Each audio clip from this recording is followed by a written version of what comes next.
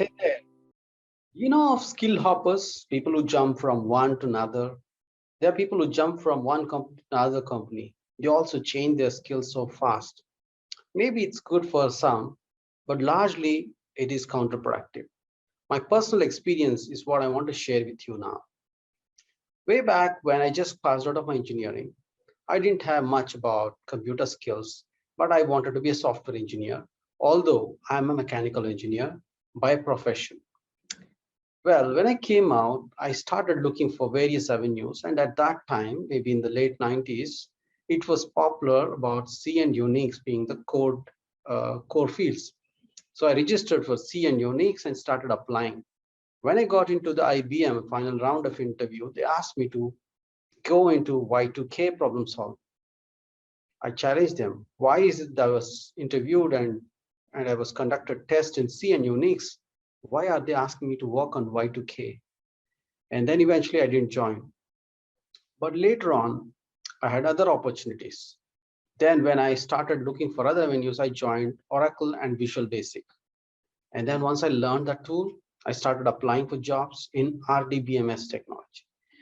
But then I couldn't get many jobs in that area. Once I was in Goa to meet my brother, and then he took me to one of his friend who was a vice president in D-Link, at that time one of the biggest software companies in Varna, Goa. And then on the interaction, he said, why don't I take up LNet, a course on TCP/IP, transfer control protocol, internet protocols. And you guess what? I went ahead and did a course on TCP/IP, being a mechanical engineer. And 3 months later, I finished the course and I reached him back. And guess what? The person got moved to US and nobody wanted to take me in that portfolio because it was completely not the forte of a mechanical engineer. It's core electronics job. And not losing heart, I came back and said, what's next? The popular job is running around. Obviously, I got into SAP. And then I thought, let me take SAP MM as a consulting. Then I went and did a good course for about 6 odd months. And I mastered it. I bought a proper uh, computer into my home, fully loaded, and then I started testing SAP on it. And I started getting a couple of interviews, and I faced IBM again from SAP side, and I couldn't clear that because I didn't have the real-time knowledge. I mean, they asked me in the interview, I said, I don't have hands-on, but I have done my testing while on a dummy system. Well, they didn't take me. Then I just tried with digital at that time, yes. And one of my friends got through, but I didn't get through. Eventually, I got an offer to go to Italy because my current core job, and I decided to take that, obviously.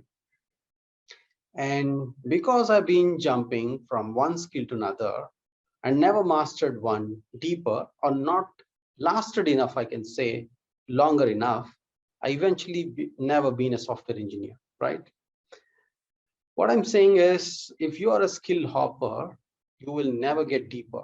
My mentor told me, if you want oil, you don't make too many hollow shots. You go one and go deeper. And that's the message for you. So there are the three single steps that I would say that if you follow, you will get a deeper skill. And I'm going to explain that. And then I'll tell you what I did now to get the core skill. First is pick up one skill. And that skill you got to pick up by using IKIGAI. Probably if you haven't heard about this, then probably I'll leave a link somewhere here. Pick it up. And you just go through the 4-step process of IKIGAI to find out what you love, what you're good at, and whether it can solve the real-time problems for the people, and can you be paid for it. And you understand your one level of skill, which can bring you closer to that Ikigai is the first step. Once you know that's the area that you want to master, the second step is now invest your time, money, energy, everything, and hang on longer. This is what I didn't do. And you better learn that part from my experience of failure. So if you hold on longer and master that skill, you will definitely get to a level that you're really competent in that subject matter. And when then you have that skill, is the next step is obviously to practice it in whether you are paid or whether it's free. When you hold on longer onto that skill after you're mastered from various sources, is when you will actually get the practitioner's idea, and that's when you can leverage on that skill. And over a time, when you repeatedly show up to your clients by adding value to them, you end up being a pro and you will be compensated for it. And I used this method very recently, like 2015. I figured out that I wanted to be a project manager. And before that, I was in a different role and never been in this project management role. So I found out the best way is to learn project management from PMI and get a PMP certification. So I joined an organization where I was full-time project manager without all the qualifications, but I could demonstrate that I have the temperament of it. But within the same year, 8 months, I got my PMP certification.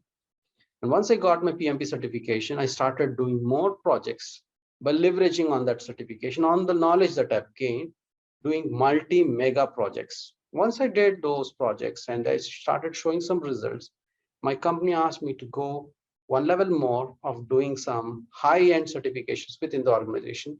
In parallel, I also worked on agile project management by paying myself for my qualification. Once I picked up agile project management knowledge, and I always was doing the waterfall method, I started being recognized as good in the project management area.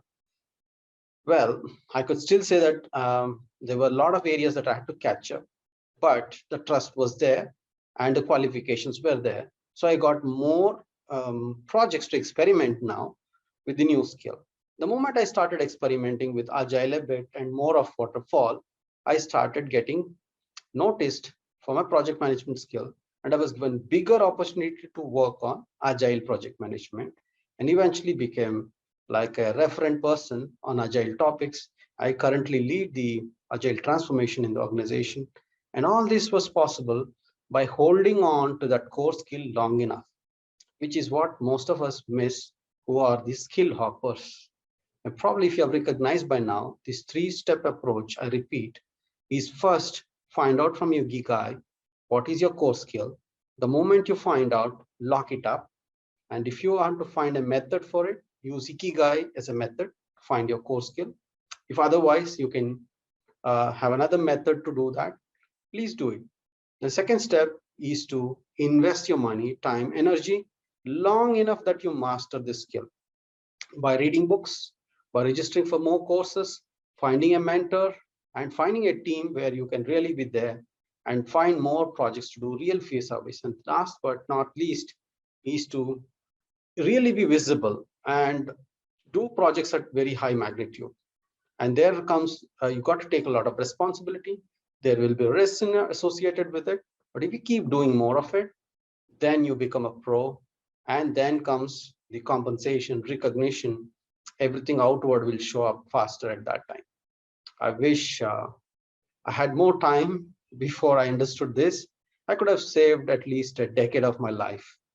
But yeah, this is the lesson that you can learn to cut short your failures by mastering these three steps.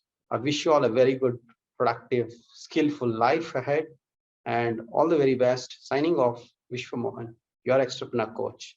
Bye-bye. Thank you.